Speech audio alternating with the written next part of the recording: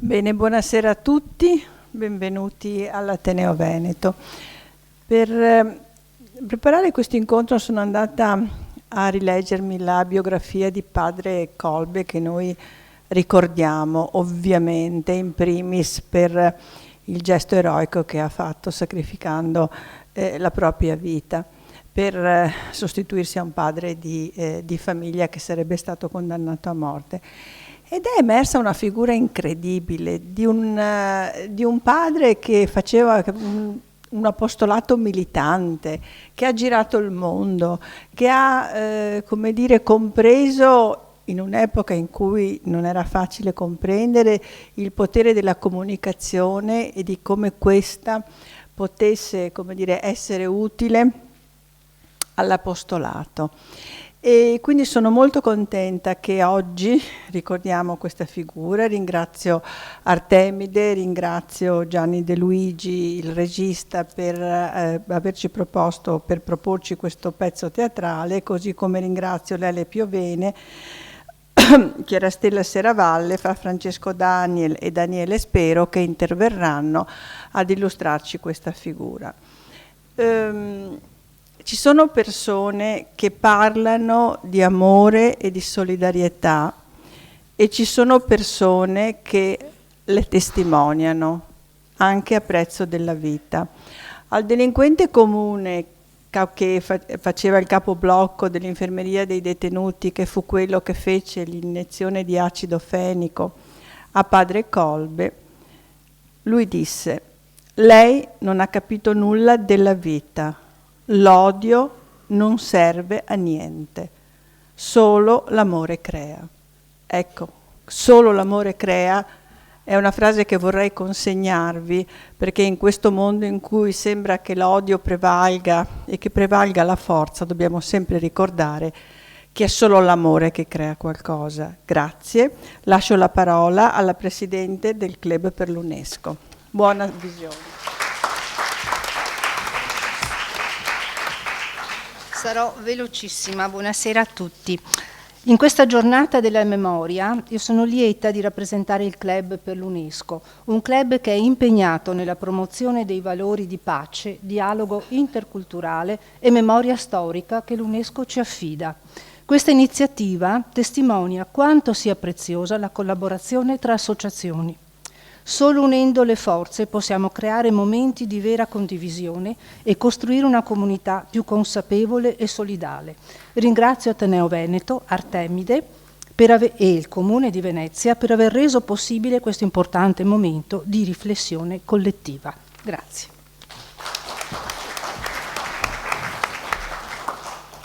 Mi ha preso in contropiede, mai avrei immaginato che tutto fosse così breve e perfetto, così ho più tempo.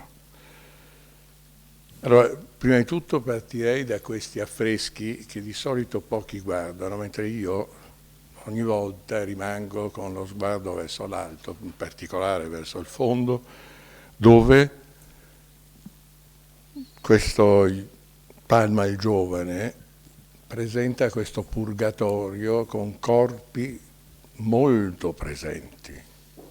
Direi che la scuola di Tintoretto c'è, ma soprattutto c'è questo dramma che evidentemente nel 500 fino al 600 i corpi e il modo di comunicare la sofferenza e la passione sono così presenti che ogni volta che li guardo, anche questi colori, questo colore pastoso, diventano una cornice, in particolare in questo momento che voglio ricordare Kolbe, perché è un personaggio che pare fosse molto severo e anche molto attivo.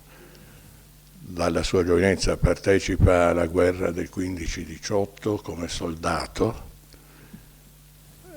polacco, e poi invece nella seconda guerra mondiale lui inventa questa città dell'Immacolata, che poi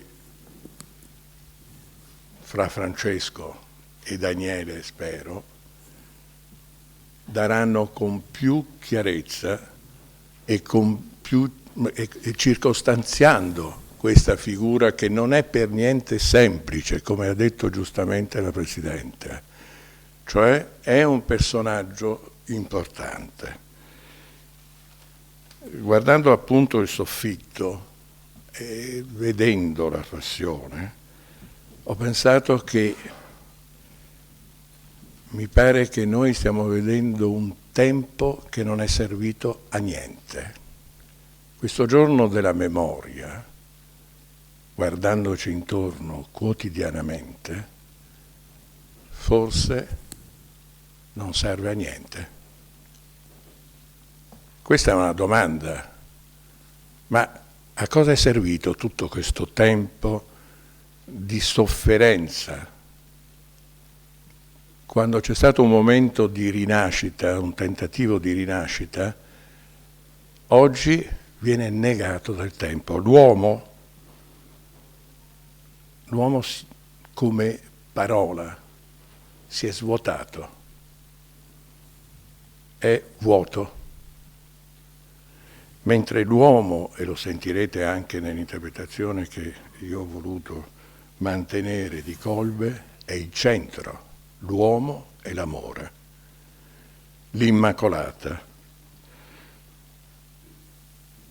E ancora ha perso il senso. Antonin Artaud, che è un grande uomo morto in manicomio, ma con una potenza teatrale unica, fa parte della storia del teatro, e c'è qui chi lo ricorda,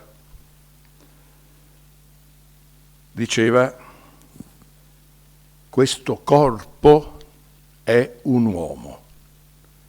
Pensate alle immagini che vediamo oggi, tutte le immagini dove il corpo viene negato perché una pallottola lo uccide e non ritorna più.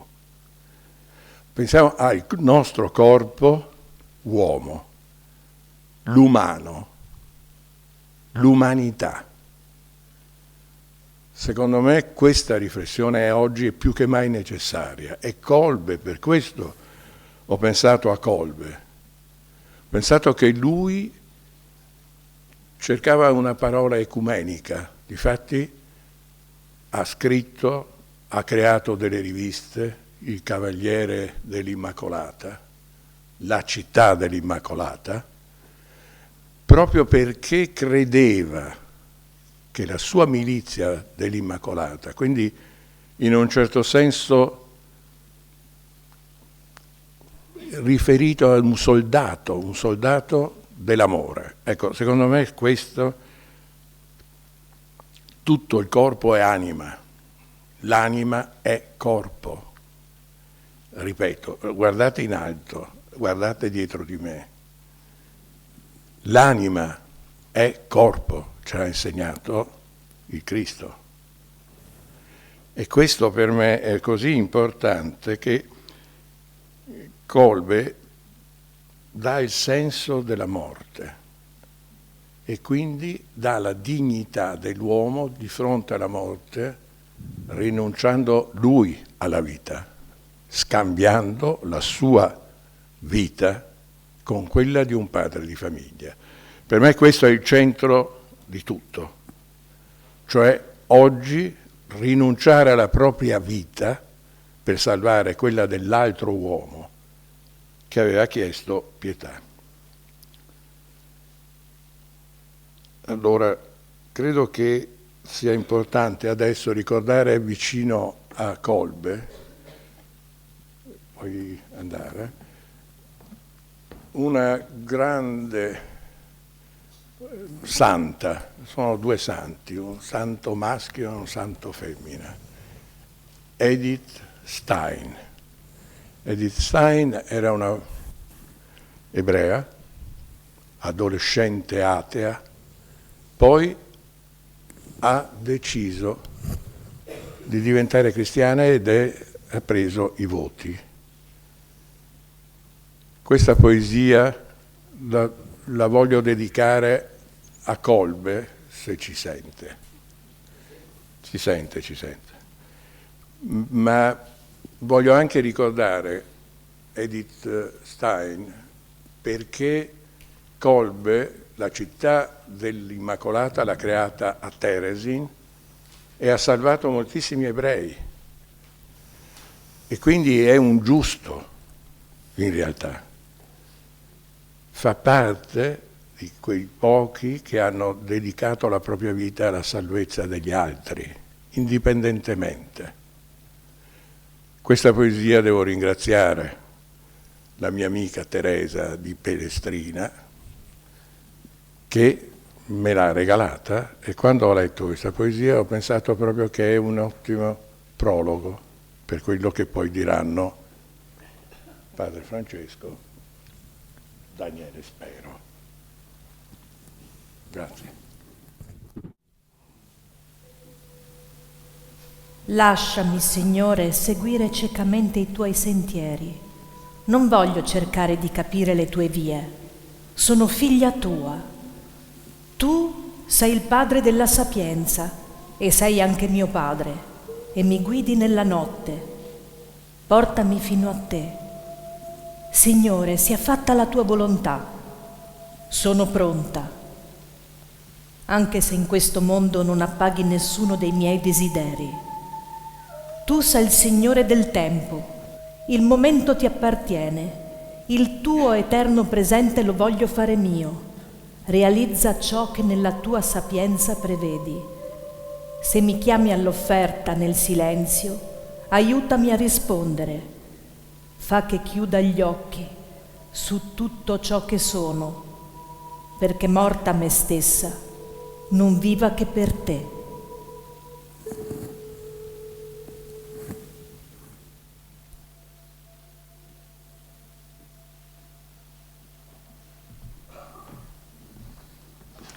Pace e bene, buonasera a tutti, grazie dell'accoglienza, grazie all'Ateneo Veneto per questo momento, grazie soprattutto a Gianni per l'invito.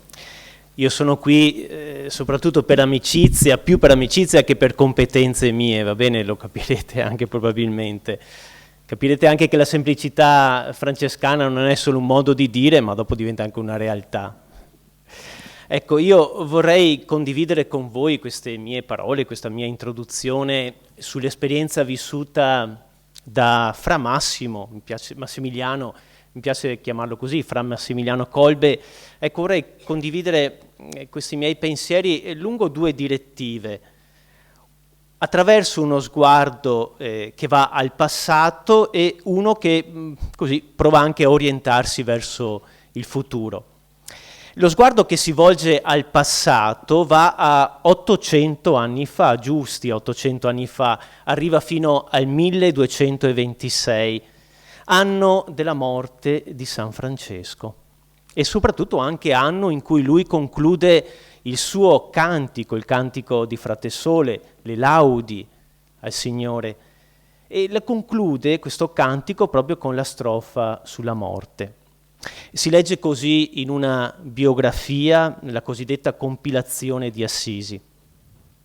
Il beato Francesco, sebbene disfatto dalle malattie, con grande fervore di spirito e interiore ed esteriore letizia, lodò il Signore. E poi si rivolse al compagno: ebbene, se la morte è imminente, chiamatemi allora frate Angelo e frate Leone affinché mi cantino di sorella morte. Si presentarono i due davanti a lui e cantarono in lacrime il cantico di Frate Sole e delle altre creature del Signore, composto dal santo stesso durante la sua infermità, a lode del Signore e a consolazione dell'anima sua e degli altri. In questo cantico, innanzi all'ultima strofa, egli inserì la strofa di Sorella Morte, questa: Laudato sie, mi Signore, per sora morte corporale, dalla quale null'uomo vivente può scampare. Guai a quelli che moriranno negli peccati mortali, beati quelli che troverà nelle tuoi santissime voluntate, che la morte seconda non li farà male. E lo stesso testo, la compilazione di Assisi, più avanti riprende i fatti relativi alla morte di Francesco e narra che a un certo punto frate Elia, pur pensando che il beato Francesco, in mezzo a così atroci sofferenze, facendosi cantare il cantico di Frate Sole, attingeva in questo modo coraggio e gaudio nel Signore, un giorno osservò: carissimo fratello, io sono assai consolato e edificato per tutta la letizia che provi e manifesti ai tuoi compagni in questa tua dura sofferenza e malattia.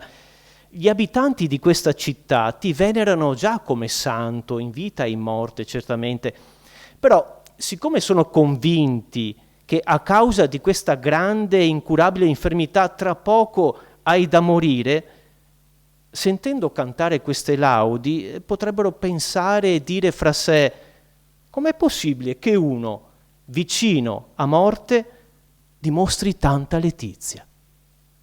Farebbe meglio pensare alla morte.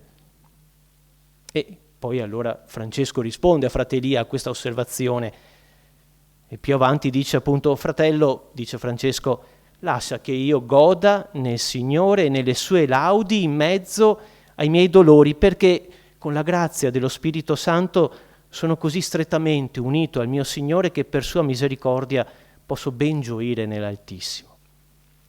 Mi sembra che sia significativo richiamare quello che è stata l'esperienza di Francesco di Assisi rispetto alla morte, perché credo che questo possa darci anche un contesto e forse anche un piccolo aiuto per capire almeno in parte anche quanto ha vissuto frate Massimiliano Kolbe, frate francescano.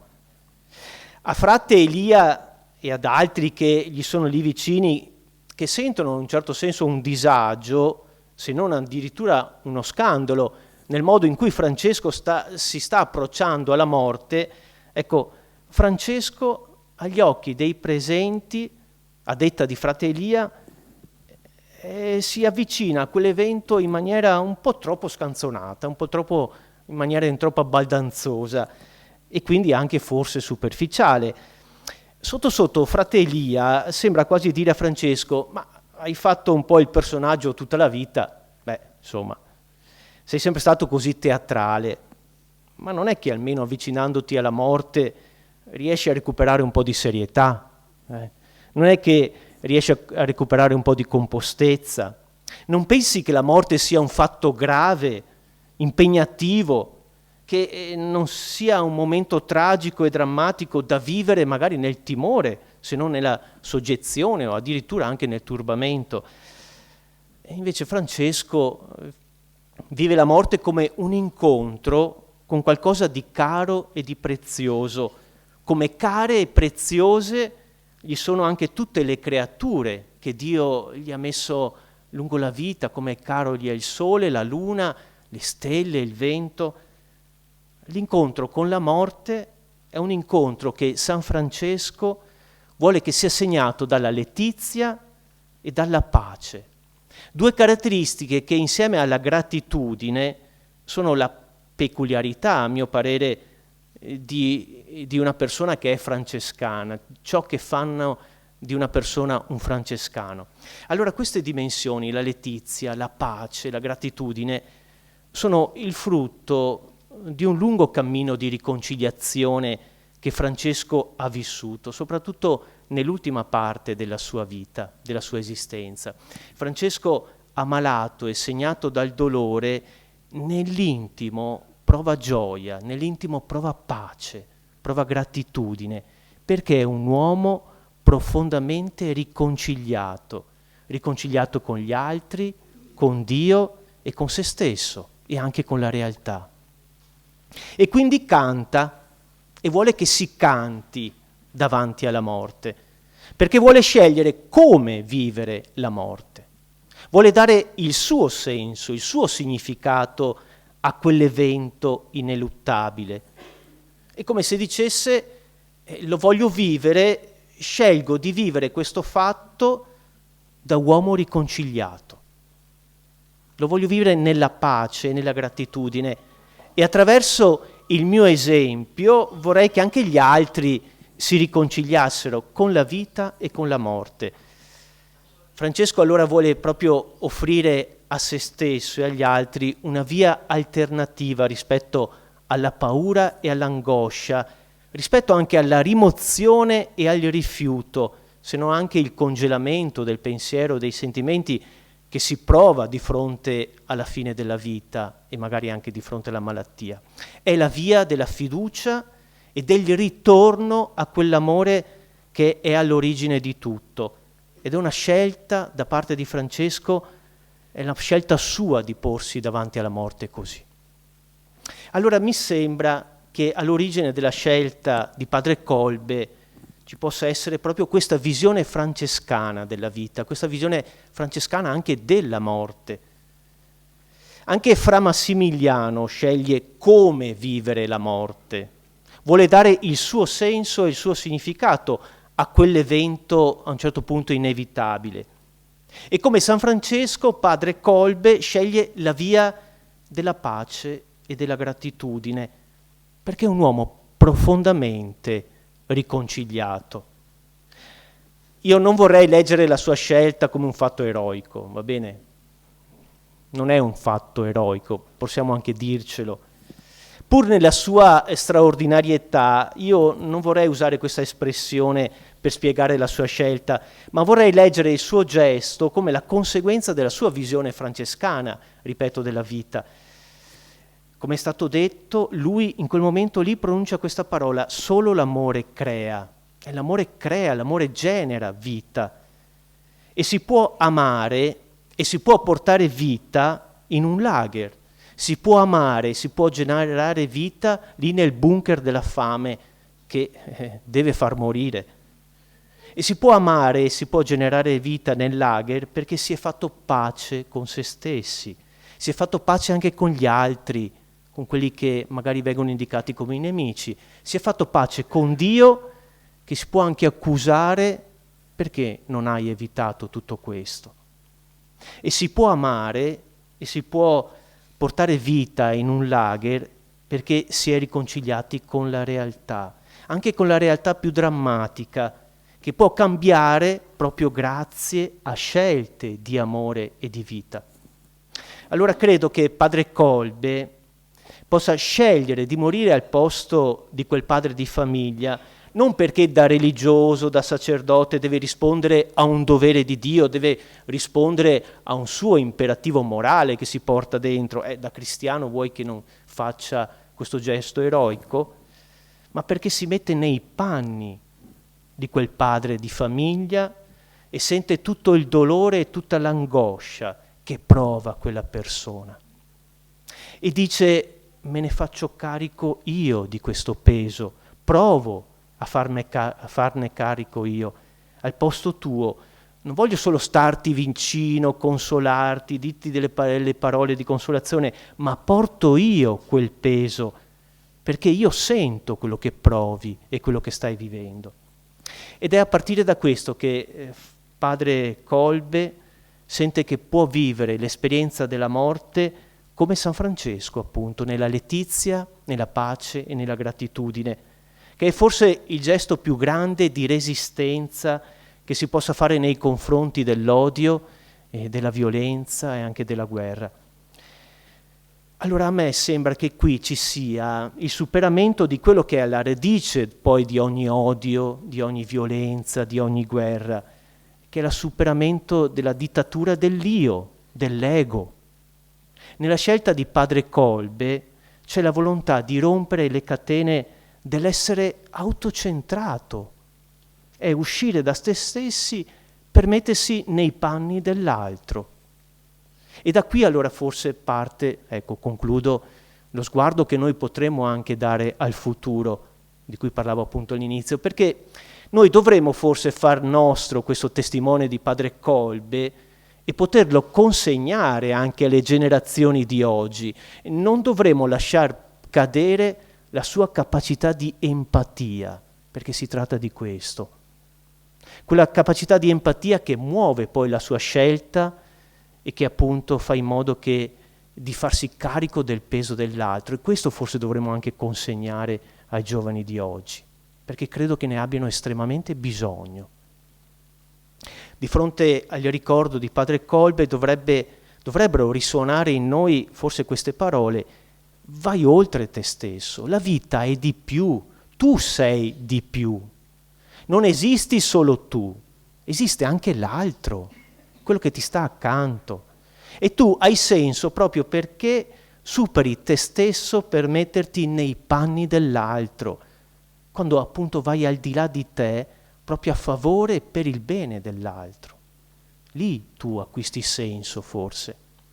E penso allora che una parte della crisi dei giovani di oggi possa nascere anche dal fatto che hanno davanti a loro degli adulti che vivono spesso forse tanto in funzione di se stessi, a cominciare da chi ha in mano le sorti dei popoli oggi. Il problema di oggi dei giovani però è che sotto sotto si chiedono: ma ha senso che io viva solo per me stesso quando mi sento così anche sbagliato, quando mi vedo come la persona più brutta della terra, quando sono un casino colossale, sono un insieme di contraddizioni e anche di disperazioni? Come posso essere fatto solo per stare dietro al mio io e dentro al mio mondo? Come posso essere fatto per preoccuparmi e occuparmi solo del mio io, che è un mondo così ingarbugliato poi? È una possibile via d'uscita e non potrebbe proprio essere andare oltre me stesso e provare a mettermi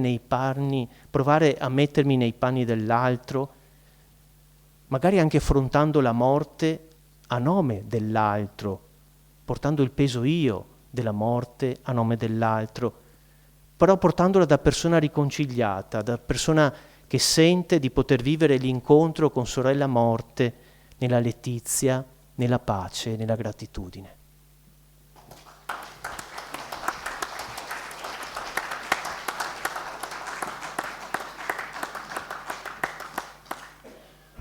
Anch'io ringrazio immediatamente Gianni De Luigi, perché in questi suoi progetti risulta sempre illuminante e illuminatore. Sono progetti illuminati di cui all'inizio anch'io mi stupisco, ma riconosco con riconoscenza, anch'io sono qui più per amicizia, diciamo, con umiltà che per competenza, ma questi progetti hanno sempre dato luce a qualcosa che era stato dimenticato o messo appunto sotto una riduzione. Allora anche qui, per parlare di Massimiliano Maria Kolbe, poche parole prima di quello che conta, che è questa lettura scenica che ha preparato appunto con tanta genialità. Non posso parlare di coscienza sociale, di solidarietà, di altruismo, di dignità umana in questo caso, perché farei un falso storico e qua siamo per ricordare una memoria. Io parlerò di un gesto assoluto e purissimo, qualche cosa che appunto è raro vedere, qualche cosa che, come è stato detto poco fa per Francesco, è di matrice profondamente cristiana, anzi cristiana e francescana. Quindi a suo modo anche Padre Kolbe è stato un alter Christus. Perché? Cercherò di dirlo in poche parole, ma vorrei fare una breve parentesi. Un amico ebreo, un carissimo amico, sentendo che avremmo fatto questo tipo di recital, mi ha detto sinceramente, dice: tutte le volte che nella memoria della Shoah non si fa memoria ebraica, in qualche modo si diminuisce la memoria ebraica. Allora, lui l'avrà detto con ingenuità, ma ricordo a tutti appunto che questa legge molto nobile del 20 luglio 2000 recita appunto che il 27 gennaio, data dell'abbattimento sì dei cancelli di Auschwitz, giorno della memoria, al fine di ricordare la Shoah, quindi sterminio del popolo ebraico, però è dedicata alle leggi razziali, alla persecuzione italiana dei cittadini ebrei, agli italiani che hanno subito la deportazione, la prigionia, la morte, nonché a tutti coloro che anche in campi e schieramenti diversi si sono opposti al progetto di sterminio ed a rischio della propria vita hanno salvato altre vite e protetto i perseguitati. Quindi in questo senso Padre Maria Kolbe è perfettamente la memoria che noi dobbiamo ricordare, proprio perché appunto è stato non solo una vittima, ma anche, non lo è ancora, dovrebbe esserlo, un giusto di Israele, come è stato ricordato da Gianni poco fa. A lui si ricorda la salvezza di almeno 1500 ebrei, nel percorso che adesso in poche parole vi dirò. In questo senso anche il Club per l'UNESCO negli anni passati ha cercato, dopo molta testimonianza di carattere ebraico, di dedicarsi a quelle, ecco, brutto dire categorie, ma quelle persone, quelle vittime dimenticate, come i Rom e come in questo caso ad un cristiano, che appunto per noi è giusto testimoniare. Come ha detto pochi giorni fa Matteo Corradini, un bravissimo scrittore ebreo sulla memoria, dice ognuno poi fa il suo, come dire a noi ebrei lasciate la memoria ebraica, giustissimo, e agli altri che facciano appunto il percorso per gli altri dimenticati. Allora, sono state già dette parole essenziali, sarò breve, ma ricordo che Papa Paolo VI, all'atto della beatificazione nel 71, lo definì martire dell'amore. E poi all'atto della canonizzazione nell'82, Papa Giovanni Paolo II lo definì ulteriormente martire della carità. Ma bisogna ricordare che fu un uomo, al di là dell'ultimo sacrificio, veramente complesso e aperto e alla ricerca. Non a caso appunto è stato un avanguardista di quanto era la comunicazione a quel tempo. Oggi è diventato il patrono dei radioamatori, perché è stato appunto ante litteram un appassionato della comunicazione radio come comunicazione che appunto superava i confini. Ma è stato un missionario, questo è interessante anche proprio per il carattere di missione, un missionario che ha portato il suo progetto in Cina, in Giappone, in India, addirittura in Lettonia. Pensate che in India ancora oggi esiste un Kolbe Ashram, che vi fa capire come sia una forma di presenza cristiana assolutamente in dialogo e in inculturazione, come si direbbe. Quindi è veramente un personaggio complesso nella sua capacità di vedere avanti, ma allo stesso tempo nella sua profondissima fede nell'essere cristiano, quindi nel testimoniare il Cristo. E questo è il problema che vorrei trattare brevemente. Lui, appunto, ricalca questo gesto di sacrificio assoluto, come è stato detto anche da Fra Daniel. Il discorso può anche essere ridotto allo spirito francescano. Io invece evidenzio di più. Noi, per qualcuno sarà una cosa nota, assistiamo in questi anni a un movimento che ha molto colpito i cristiani cattolici alla ricerca, che è un movimento per il superamento della teologia sacrificale, cioè un movimento che si è interrogato sul perché ancora si possa pensare a un Dio che richiede un sacrificio di sangue, che ha bisogno di un prezzo. Ecco, quando ci si trova di fronte ad un gesto assoluto come quello di Massimiliano Maria Kolbe, tutti questi dubbi cadono, perché il suo gesto non è richiesto da nessuno. Nessuno avrebbe potuto obbligarlo, nessuno avrebbe potuto in qualche modo ringraziarlo per questo, ma lui si sente assolutamente coinvolto, come è stato detto, di essere l'altro, quindi darsi per l'altro. Cosa c'è di più cristiano di questo? E in questo senso c'è una profonda coscienza cristica. Ora l'amico Vito Mancuso, scusate la parentesi, impiega più di 700 pagine per mettere in dubbio l'identità tra Gesù e Cristo. D'accordo, allora anch'io mi sono chiesto, non c'è bisogno di Cristo. Umanamente, padre Maria Kolbe affronta con l'insegnamento questo sacrificio, ma poi è evidente che non lo ha fatto, se non per una forma di imitatio Christi. Lui imita Cristo, sente questa presenza, nel senso lo fa in quanto profondamente cristiano e non possiamo tradire la storia, lo fa in quanto frate francescano, forse non l'avrebbe fatto, nessuno l'ha mai fatto, inoltre nessuno è mai stato accettato con la proposta di uno scambio, nessuno, perché per la logica del lager Anzi, tutto quello che poteva essere visto come atto di pietà veniva assolutamente negato. Quindi anche questo fatto di essere stato capace di dire io al posto dell'altro ha un che di misterioso, cioè di cristico, perché lo hanno ascoltato, perché non è stato possibile dirgli di no, come è stato detto per le sue ultime parole prima di morire.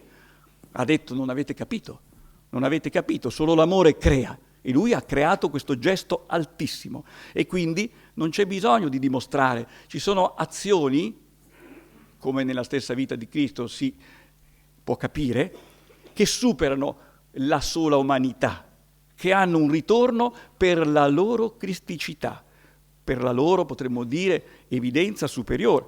Poi io non voglio dire che tutti siamo obbligati a credere, questo è il lavoro dell'amico Mancuso, però è evidente che tutto questo, l'identità, è la conseguenza che io vedo in Kolbe in un modo così limpido. Lui fa questo in quanto Cristo, perché Cristo l'ha fatto.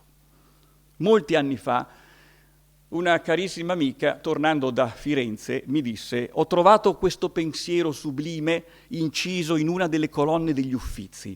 Se non c'è nulla per cui morire, non c'è nulla per cui vivere.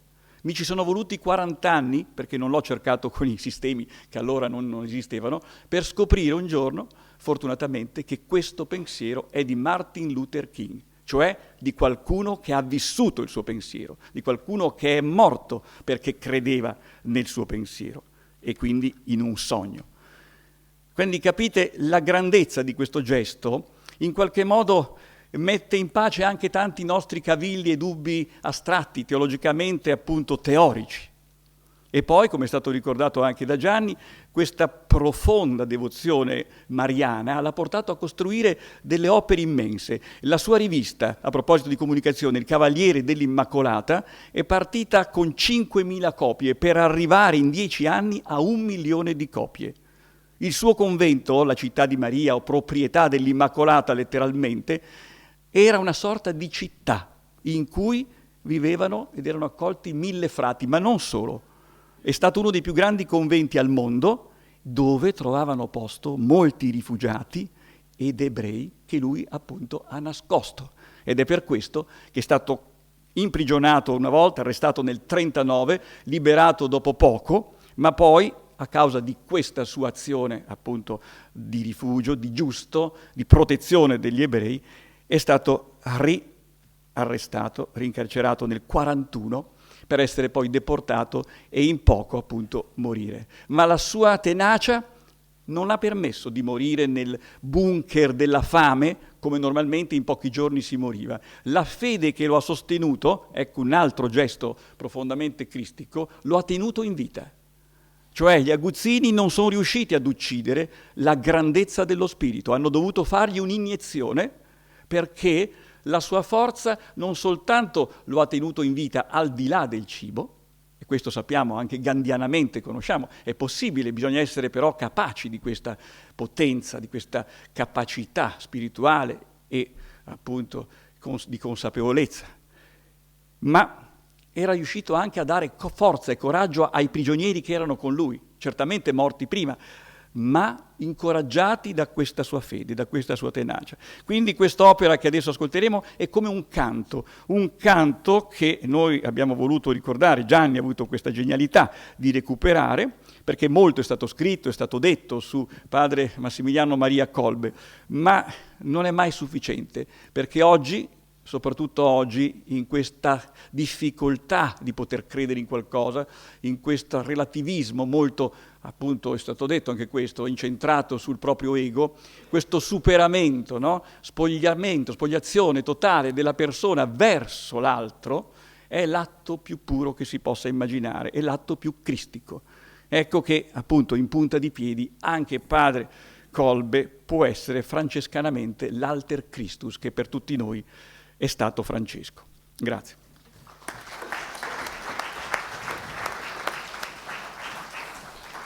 Allora la lettura sarà accompagnata, grazie all'archivio nono, Luigi Nono, da questo diario polacco di Luigi Nono. Lo lo chiamo Gigi per amicizia antica mia, la mia vecchiaia, e siccome accompagna una lettura, vi raccomando, se avete occasione, il diario polacco è un'opera che in un certo senso si compenetra con Padre Kolbe. Grazie, possiamo cominciare.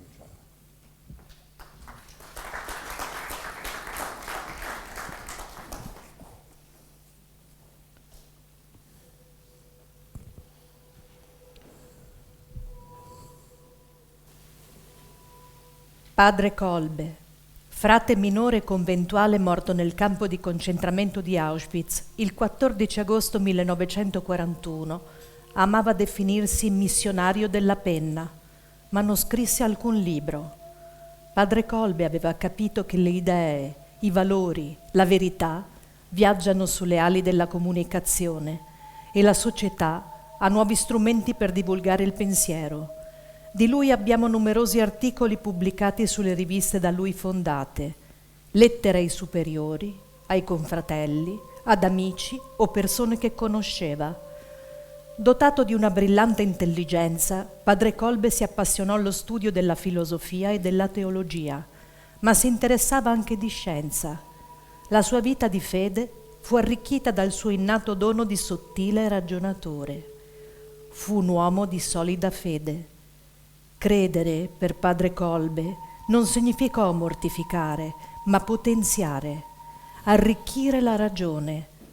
Alla vigilia della sua ordinazione sacerdotale, annotava nel diario: Sii uomo, sii cristiano, sii religioso Massimiliano, sii santo, sì, lo puoi, sì, lo puoi.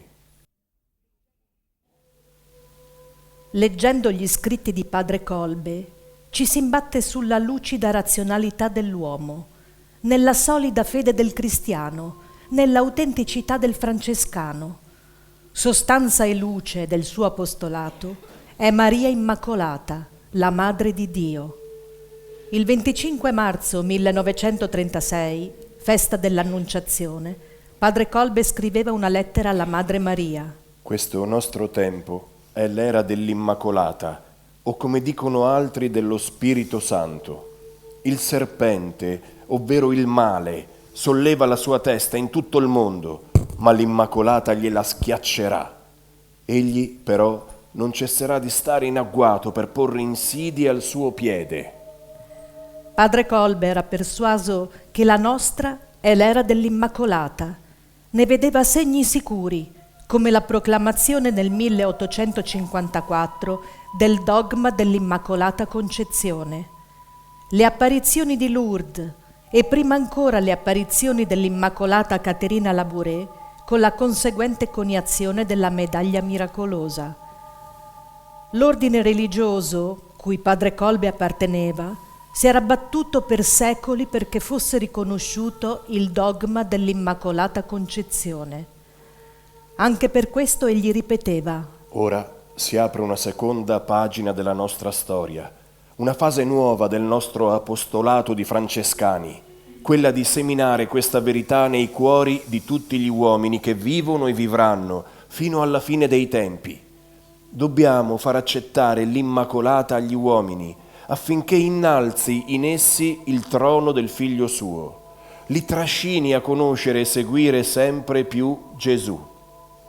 Nasce così la milizia dell'Immacolata, con un nome che rispecchia la sensibilità di allora, ma con un ideale attuale.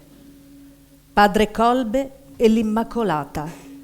San Massimiliano Kolbe ricorda che la Madonna è la persona intorno alla quale ruotano molte realtà del Vangelo. Tutta la Bibbia parla di lei, l'attende e la celebra. Il progetto della nostra salvezza è di Cristo, ma posa su Maria. Da qui il grande desiderio di Padre Kolbe di conoscere il mistero di Maria, una conoscenza intellettuale, ma ancora più mistica, soprannaturale. Sarà cosa ottima studiare la Mariologia, ma ricordiamoci sempre che che noi conosciamo l'Immacolata più nell'umile preghiera e nella amorosa esperienza della vita quotidiana che attraverso le dotte definizioni, distinzioni e argomentazioni. L'Immacolata è una persona tanto sublime, così vicino alla Trinità, che i padri della Chiesa non esitavano a chiamarla complemento della Santissima Trinità. Non ci dobbiamo meravigliare perciò se l'intelligenza limitata dell'uomo si smarrisce allorché vuole indagare nel mistero dell'Immacolata Concezione. Padre Massimiliano non rinuncia a capire, però si mette davanti a Maria Immacolata con intelletto d'amore, anziché con l'occhio speculativo del ricercatore. Il suo atteggiamento è espresso bene da questo colloquio, intimo e mistico. Chi sei, o Signore? Chi sei, o Immacolata? Io non sono in grado di esaminare in modo adeguato ciò che significa essere creatura di Dio. Sorpassa già le mie forze il comprendere quel che vuol dire essere figlio adottivo di Dio. Ma tu, o Immacolata, chi sei? Non sei soltanto creatura, non sei soltanto figlia adottiva, ma sei Madre di Dio, vera Madre di Dio. E non è solo un'ipotesi, una probabilità, ma una certezza, di certezza totale, un dogma di fede. Sei ancora Madre di Dio? Sì, il titolo di madre non subisce mutazioni in eterno. Dio ti chiamerà Madre mia. Colui che ha stabilito il quarto comandamento ti venererà in eterno, sempre. Egli stesso, il Dio incarnato, amava chiamarsi figlio dell'uomo, ma gli uomini non lo compresero. E anche oggi, come sono poche le anime che lo comprendono e quanto imperfettamente lo comprendono. Concedimi di lodarti, o Vergine Immacolata, concedimi di lodarti col mio impegno, col mio sacrificio personale. Concedimi di vivere, lavorare, soffrire, consumarmi e morire per te, solamente per te. Concedimi di condurre a te il mondo intero. Condurre il mondo a Maria. Con quale strumento? La milizia dell'Immacolata ha come scopo l'impegno nell'opera di conversione di tutti gli uomini.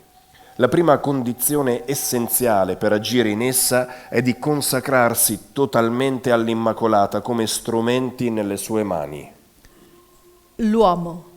Quando nel lager di Auschwitz si diffuse la notizia che padre Kolbe si era sostituito ad un altro prigioniero condannato al bunker della fame e della morte, furono tutti impressionati, anzi storditi.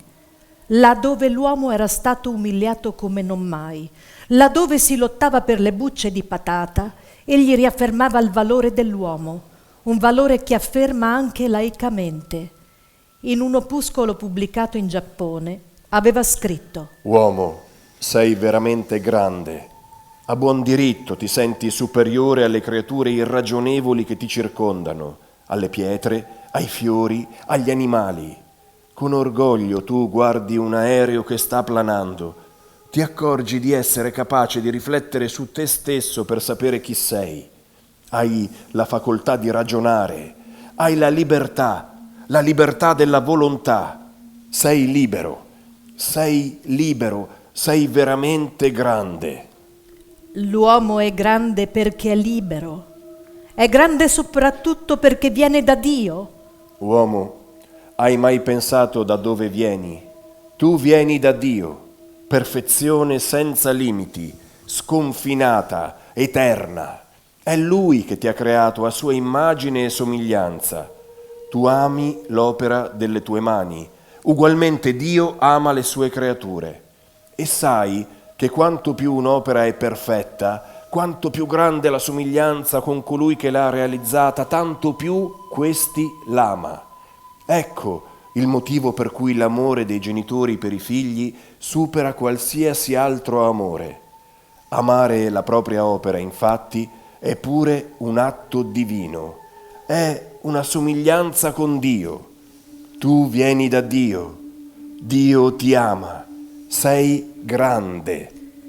E l'uomo è grande, continua padre Massimiliano, perché la sua meta è Dio. Uomo, verso dove ti incammini nel corso della tua vita, ogni giorno, ogni ora tu fai, pensi, dici sempre qualcosa. A quale scopo? Tu speri che quella cosa ti porti un briciolo di felicità, però ti sei reso conto, allorché ti sei scelto quale scopo la felicità terrena, di esserti imbattuto sempre nella delusione. Hai trovato dei limiti e tu avresti voluto qualcosa di più e di più duraturo. Ciò significa che tu desideri la felicità, ma una felicità senza limitazioni, infinita, eterna. Questo tuo desiderio è insito nella tua natura. Resterà inappagato? No, troverai il suo appagamento in Dio, infinito ed eterno. Infine, l'uomo è grande perché Dio ha mandato sulla terra suo figlio Gesù per insegnargli la via per raggiungerlo. C'è un segno divino che conferma la dottrina autentica, il miracolo che solo Dio può operare. Quindi, se in qualche parte lo troviamo, lì abbiamo la conferma sicura che cercavamo. Ebbene, nella storia, nei libri del Nuovo Testamento, noi leggiamo che Gesù Cristo aveva promesso, per dimostrare l'autenticità della sua dottrina, che sarebbe stato crocifisso e dopo 3 giorni sarebbe risorto. Ed avvenne proprio così, tanto che i suoi discepoli non esitarono affatto a subire la morte per confermare tale verità.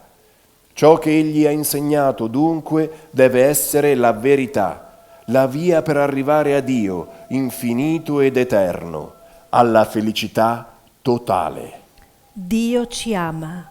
Noi siamo cristiani, dice l'Apostolo Paolo, perché abbiamo scoperto che Dio ci ama. In questa scoperta, padre Kolbe si immergeva con tutto il suo essere. Scriveva: Chi ardirebbe supporre che tu, o Dio infinito ed eterno, mi hai amato da secoli, anzi, prima dei secoli. Tu infatti mi ami dal momento in cui esisti come Dio.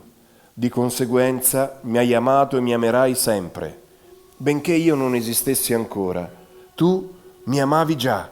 E appunto per il fatto che mi amavi, o buon Dio, mi hai chiamato dal nulla all'esistenza.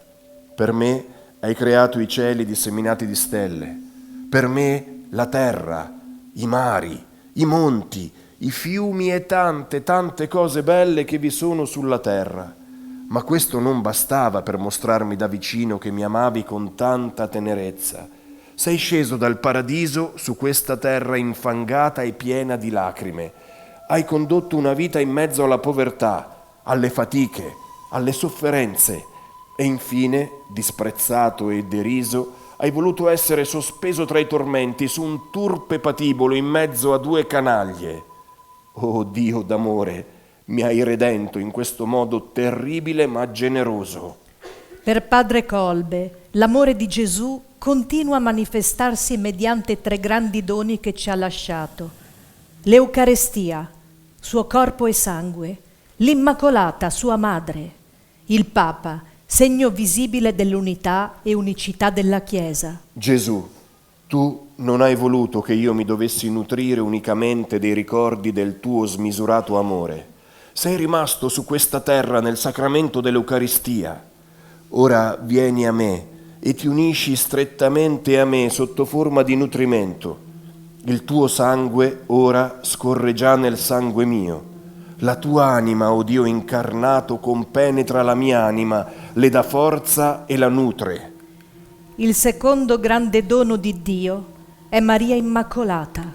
Tu ci hai comandato di diventare bambini, se vogliamo entrare nel regno dei cieli, ma tu sai bene che un bambino ha bisogno di una madre. Per questo hai voluto donarci una madre, la personificazione della tua bontà e del tuo amore infinito. Inoltre hai stabilito di costituirla dispensatrice e mediatrice di tutte le tue grazie. Tu non le rifiuti nulla, ma neppure lei è capace di rifiutare alcunché a nessuno. Il terzo grande dono è la Chiesa e in essa il Papa. Questo suo convincimento non compromise una sensibilità ecumenica che accompagnò padre Kolbe nel suo apostolato. In Giappone, ad esempio, i suoi primi collaboratori non erano cristiani. Padre Kolbe, tuttavia, aveva le idee chiare sulla verità della Chiesa, sulle funzioni del vicario di Cristo e sulla causa delle divisioni tra i cristiani. L'amore, la grande novità, la buona novella che il cristianesimo ha introdotto nella storia, è l'amore. È una novità così inattesa che l'umanità stenta ancora a crederci, sebbene siano passati già 2000 anni. I gesti eroici dei santi, come quello compiuto da padre Kolbe, ravvivano questo messaggio. L'odio divide, separa e distrugge, mentre al contrario l'amore unisce, dà pace, edifica. Nulla di strano, quindi, che solo l'amore riesca a rendere sempre gli uomini perfetti. Solamente quella religione che insegna l'amore di Dio e del prossimo può perfezionare gli uomini. La religione di Gesù Cristo è realmente questa religione dell'amore perfetto. L'essenza dell'amore scambievole non consiste nel fatto che nessuno ci rechi dispiaceri, il che è impossibile vivendo insieme con altre persone, ma che impariamo a perdonarci l'un l'altro in un modo sempre più perfetto, immediatamente e completamente. Allora reciteremo con grande fiducia l'invocazione contenuta nel Padre nostro: rimetti a noi i nostri debiti come noi li rimettiamo ai nostri debitori. Sarebbe un vero guaio se non avessimo nulla o ben poco da perdonare agli altri.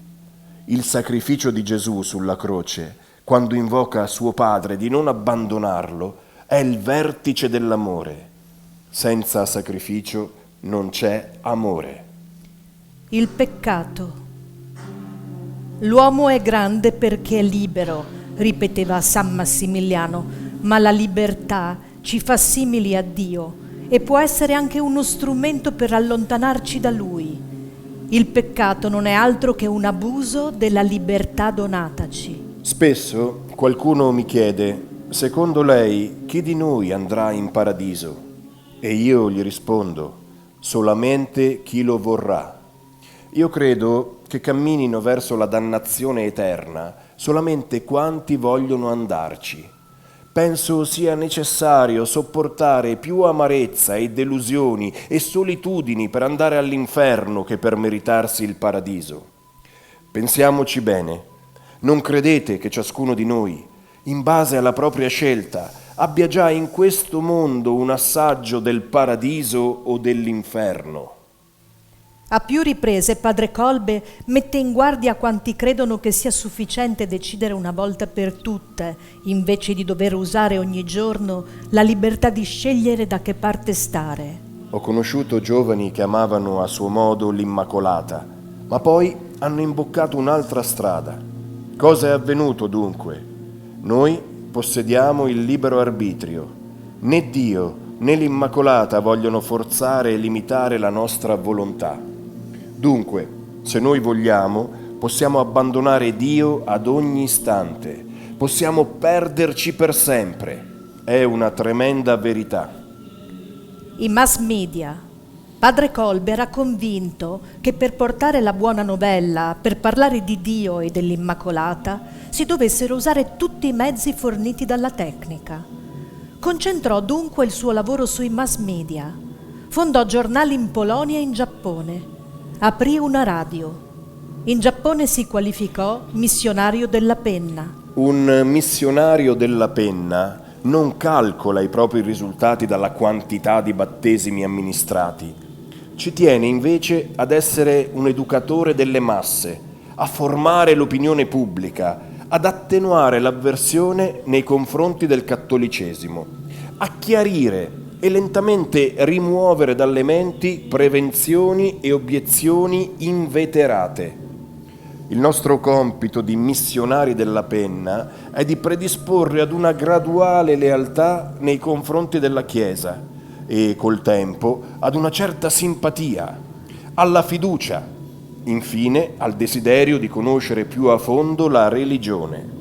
È una strada lunga, tuttavia un missionario di questo tipo sa di non condurre solamente le singole persone, ma le masse. Le sue idee sono ancora un manifesto sul rapporto tra i cristiani e i mezzi di comunicazione sociale. Credo che in ogni nazione debba sorgere una Niepokalanov, una città dell'Immacolata, nella quale e attraverso la quale l'Immacolata possa operare con tutti i mezzi, compresi quelli più moderni. Io sono convinto che le invenzioni, le nuove tecnologie debbono servire prima a lei e poi per il commercio, l'industria e lo sport. Perciò, per illuminare le menti e per infiammare i cuori, ogni cristiano deve saper usare la stampa, le trasmissioni radio e i film, e in genere tutto ciò che in qualsiasi tempo si potrà ancora scoprire.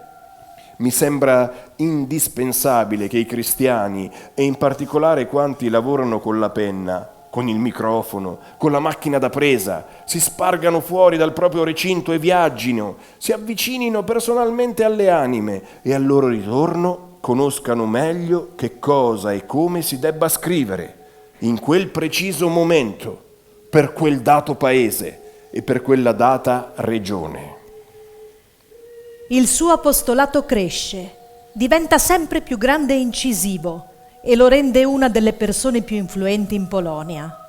Quando scoppia il secondo conflitto mondiale, padre Kolbe viene riconosciuto dalle SS come uno dei capi intellettuali che avevano un forte ascendente sul popolo. Per questo doveva essere eliminato. Il popolo doveva rimanere senza alcun riferimento intellettuale. Ecco perché a un certo punto viene preso di mira dalle autorità. Quando scoppia la seconda guerra mondiale, nella cittadella dell'Immacolata, vivono circa 300 persone. Tutti se ne andranno, rimarrà solo uno sparuto numero tra le 30 e le 40 persone. Prima della guerra, invece, erano più di 700-800 i frati presenti. Padre Massimiliano rimane per cercare di dare aiuto a coloro che vivono sotto i bombardamenti, collaborando anche con la Croce Rossa.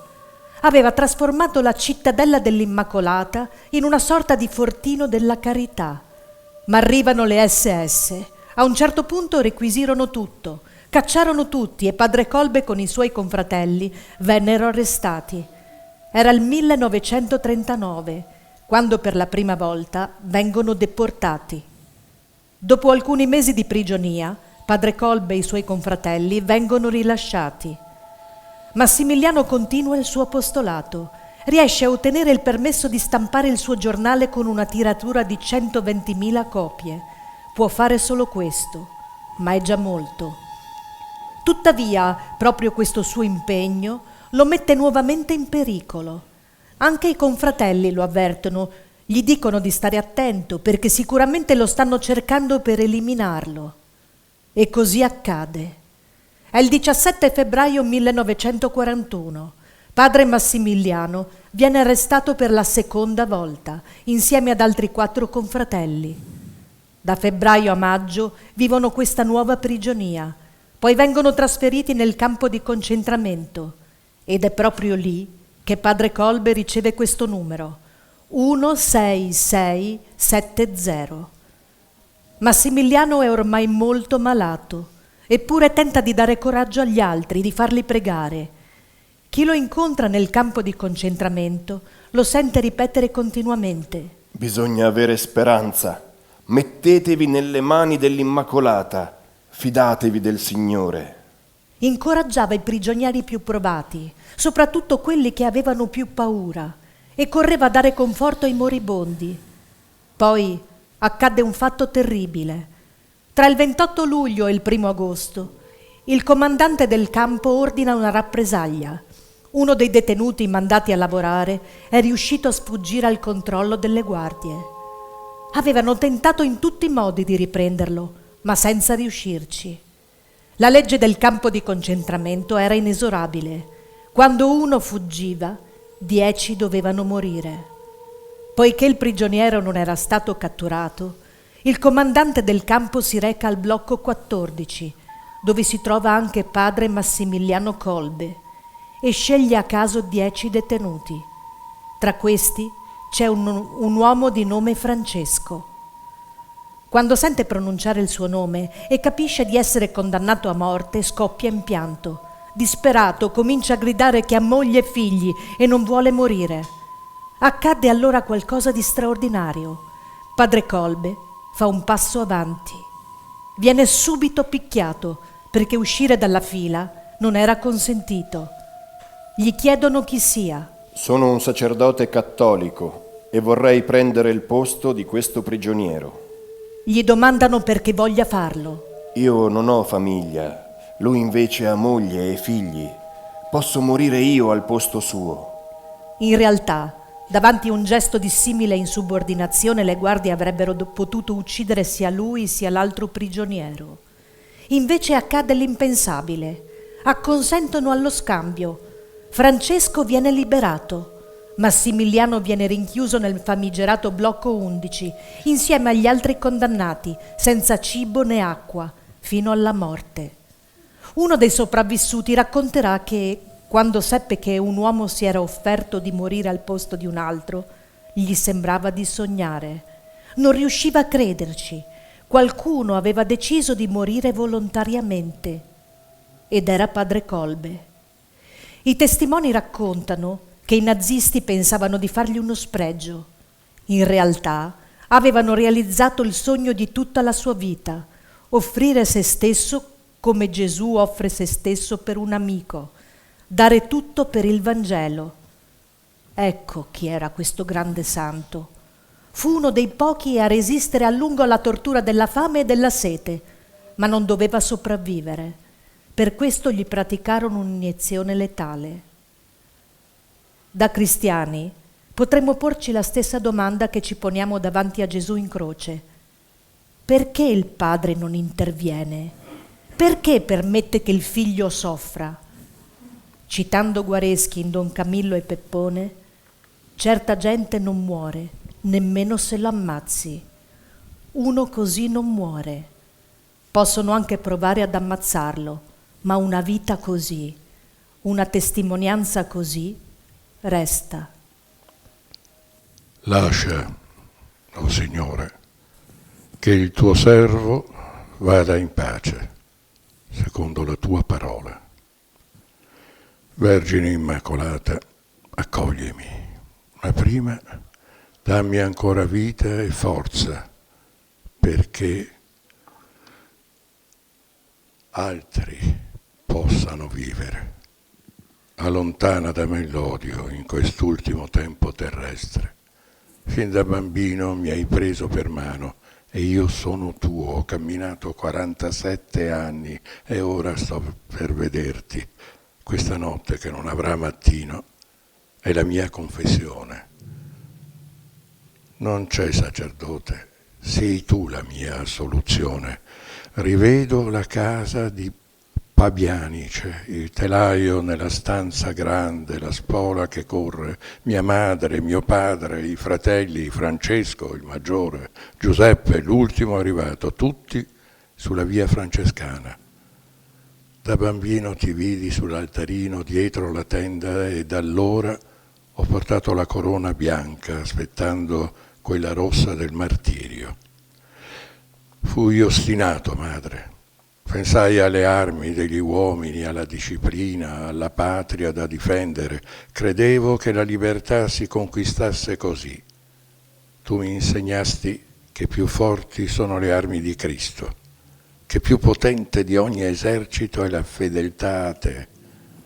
La mia uniforme divenne la tonaca del francescano. Il 4 settembre 1910 entrai nella tua milizia. Vennero la malattia, la povertà, il lavoro senza misura. Il Cavaliere dell'Immacolata, Niepo Calano, il Giappone, Nagasaki, baracche sottili, vento, neve. Sulle coperte eravamo poveri ma liberi. Anche i pagani capivano. Tornai in Polonia stanco, con i polmoni scavati e il cuore pieno. Poi vennero loro, il nazismo, la violenza organizzata, l'odio fatto legge, arresti, umiliazioni, numeri al posto dei nomi, il campo, il filo spinato, la fame che entra nelle ossa. Qui l'uomo è ridotto a cosa e la morte è amministrata come un lavoro. Un uomo gridò, non gridava forte, era un lamento corto, spezzato, diceva il nome dei figli, come si dice una cosa imparata da bambino. Le guardie aspettavano in silenzio, era più duro delle urla. Io guardai quell'uomo, non lo conoscevo, ma conoscevo quella voce. Il mio corpo si mosse prima del pensiero, un passo avanti, poi un altro. Nessuna parola grande, solo questo. Prendete me. Non c'era tempo per spiegare, non c'era bisogno. La fila si richiuse dietro di me. In quel momento seppi che non stavo perdendo la vita, la stavo consegnando. Fummo in 10, chiusi nella baracca della morte, la baracca 10. Niente acqua, niente cibo. Giorni e notti senza misura, i corpi si spegnevano uno ad uno, le voci si seccavano, restavano gli occhi, pregavo, sostenevo, assolvevo nel tuo nome, oh Dio. Cercavo di togliere la disperazione dagli altri, mentre la sete bruciava la bocca e il buio divorava tutto. Ora sono qui, in questo buio chiuso. Sento gemere uomini come bambini. Invocano le madri, io pure. Tu sei tutte le madri, tu ascolti anche quando la voce non esce più. Se un uomo può vivere al posto mio, prendi me. Se questa morte può essere vita per un altro, sia fatta la tua volontà. Ho dato il lavoro, la mente, la voce. Ora ti consegno il corpo consumato, la vita. Toglimi da questo buio, madre. È tanto che aspetto. I miei occhi cercano la luce. Non resta più nulla da fare. Tutto è compiuto. Madre Immacolata. Mamma.